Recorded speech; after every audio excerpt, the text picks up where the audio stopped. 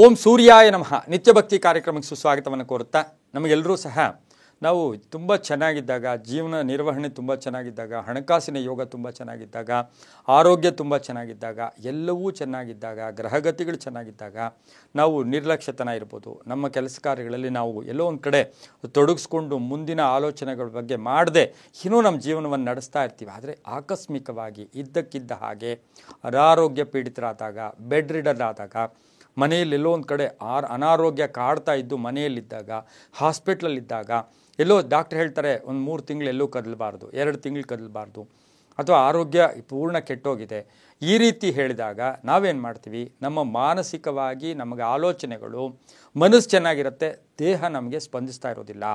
ಆ ರೀತಿ ಅನಾರೋಗ್ಯ ಇದ್ದಾಗ, ಆರೋಗ್ಯದಿಂದ ನಾವು ಅನಾರೋಗ್ಯದಿಂದ ಬಳಲ್ತಾ ಇರತಕ್ಕಂಥ ಸಂದರ್ಭದಲ್ಲಿ ನಾವು ಏನು ಮಾಡ್ಕೋಬೇಕು? ನಾವೇನು ಮಾಡ್ತೀವಿ?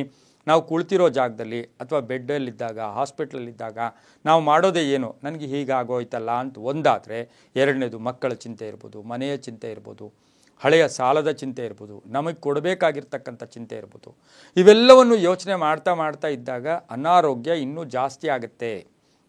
ವಯೋ ಸಹಜ ಅಥವಾ ಕಾಯಿಲೆಗಳಿರ್ಬೋದು, ವಯಸ್ಸಾದಾಗಿರ್ಬೋದು. ನಾವು ಈಗಾಗಲೇ ಸಾಕಷ್ಟು ನಮಗೆಲ್ರಿಗೂ ಸಹ ಆ ಭಗವಂತ ಪ್ರತಿಯೊಬ್ಬರಿಗೂ ಸಹ ಅವರವರದೇ ಅದೃಷ್ಟ, ಅವರವರದೇ ಕರ್ಮ, ಅವರವರದೇ ಇದಿರುತ್ತೆ. ಆದರೆ ನಮ್ಮದು ಪ್ರಯತ್ನ ಮಾತ್ರ ಫಲ ಕೊಡುವನು ಭಗವಂತ. ಅನಾರೋಗ್ಯ ಪೀಡಿತರಾಗಿದ್ದಾಗ, ಬೆಡ್ ರಿಡನ್ ಆದಾಗ ನಾವು ಏನು ಮಾಡಬೇಕು? ಅದರಿಂದ ಆಚೆಗೆ ಬರೋಕ್ಕೆ ಹೇಗೆ? ಆ ಕಾಯಿಲೆಗಳಿಂದ ನಾವು ಆಚೆ ಬರಬೇಕು ಅಂದರೆ ಅದು ದೇವತಾರಾಧನೆ, ಅದು ವಿಧವಾದ ದೇವತಾರಾಧನೆ. ಆದರೂ ಸಹ ನಮ್ಮ ಶಾಸ್ತ್ರಗಳಲ್ಲಿ, ಗ್ರಂಥಗಳಲ್ಲಿ, ಪುರಾಣಗಳಲ್ಲಿ ಬಹುಮುಖ್ಯವಾಗಿ ಹೇಳಿದ್ದಾರೆ, ಆರೋಗ್ಯಂ ಭಾಸ್ಕರಾದಿಚ್ಛೇತ್. ಆರೋಗ್ಯ ಕೊಡ್ತಕ್ಕಂಥವನೇ ಭಾಸ್ಕರ, ಐಶ್ವರ್ಯ ಕೊಡ್ತಕ್ಕಂಥವನು ಶಿವ.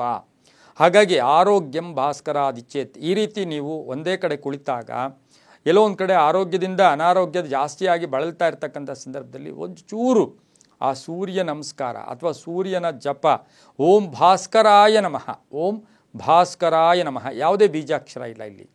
ಆ ಸೂರ್ಯ ನಮಸ್ಕಾರ ಮಾಡ್ಕೊಳ್ಳೋದು. ಸೂರ್ಯನಿಗೆ, ನೀವು ಮನೆಯಲ್ಲೇ ಇದ್ದೀರಾ, ನಿಮಗೆ ಸೂರ್ಯ ಕಾಣಿಸ್ತಾ ಇಲ್ಲ, ಆದರೆ ಸೂರ್ಯನಿಗೆ ನೀವು ಕಾಣಿಸ್ತಾ ಇರ್ತೀರ. ನೀವಿರೋ ಕಡೆನೇ ಪೂರ್ವ ದಿಕ್ಕಿನಲ್ಲಿ ಆ ಸೂರ್ಯ ನಮಸ್ಕಾರ ಮಾಡಿಕೊಂಡು, ಆ ಸೂರ್ಯ ಸ್ತೋತ್ರ ಹೇಳ್ಕೊಂಡು, ಆ ಸೂರ್ಯ ನಮಸ್ಕಾರ ಮಾಡ್ಕೊಳ್ಳೋದ್ರಿಂದ ಭಾಳಷ್ಟು ಶುಭ ಆಗ್ತಕ್ಕಂಥದ್ದು. ಬೇಗ ನಿಮ್ಮ ದೇಹದಲ್ಲಿ ಧನಾತ್ಮಕ ಲಹರಿಗಳು ವೃದ್ಧಿ ಆಗ್ತಕ್ಕಂಥದ್ದು, ಅನಾರೋಗ್ಯ ಪೀಡಿತರಾಗಿರ್ತಕ್ಕಂಥವ್ರಿಗೆ ಆರೋಗ್ಯ ವೃದ್ಧಿ ಆಗ್ತಕ್ಕಂಥದ್ದು, ಒಂದು ಮನೋಧೈರ್ಯ ಬರ್ತಕ್ಕಂಥದ್ದು, ಕೆಲಸ ಕಾರ್ಯಗಳ ಜಯ ಆಗ್ತಕ್ಕಂಥ ಯೋಗ ತುಂಬ ಇರುತ್ತೆ. ಈ ತಂತ್ರ ಮಾಡ್ಕೊಳ್ಳಿ. ಯಾವುದೇ ಉಪಕರಣಗಳಿಲ್ಲ. ನಾವು ಪೂಜೆಗಳಲ್ಲಿ ಹೇಳ್ತಾ ಇರ್ತೀವಿ, ಬಾಹ್ಯ ಪೂಜೆ, ಆಂತರಿಕ ಪೂಜೆ, ಆಂತರಿಕ ಪೂಜೆ, ಮಾನಸಿಕ ಪೂಜೆ, ಬಾಹ್ಯ ಪೂಜೆ. ಬಾಹ್ಯ ಪೂಜೆ ಅಂದರೆ ಎಲ್ಲ ಇಟ್ಕೊಂಡು ಮಾಡೋದು, ಆಂತರಿಕ ಪೂಜೆ ಅಂದರೆ ಮನಸ್ಸಿನಲ್ಲಿ ಮಾಡೋದು. ಹಾಗೆಯೇ ಎಲ್ಲೋ ಒಂದು ಕಡೆ ಮನಸ್ಸಿನ ಪೂಜೆ, ಮನಸ್ಸಿನಲ್ಲೇ ನೀರು ಅರ್ಪಣೆ ಮಾಡೋದು, ಮನಸ್ಸಿನಲ್ಲಿಯೇ ಭಗವಂತನಿಗೆ ಎಲ್ಲ ಅರ್ಪಣೆ ಮಾಡ್ತಕ್ಕಂಥದ್ದು ಕೂಡ ಆಗಿರೋದ್ರಿಂದ ಯಾರೇ ಸಹ ಅನಾರೋಗ್ಯ ಇರ್ತಕ್ಕಂಥವರು ಸೂರ್ಯ ನಮಸ್ಕಾರ, ಸೂರ್ಯನ ಜಪ ಮಾಡ್ಕೊಳ್ಳಿ, ತುಂಬಾ ಒಳ್ಳೆಯದಾಗುತ್ತೆ. ಸರ್ವೇ ಜನ ಸುಖಿನೋ ಭವಂತು, ಸಮಸ್ತ ಸನ್ಮಂಗಳಾನಿ ಭವಂತು.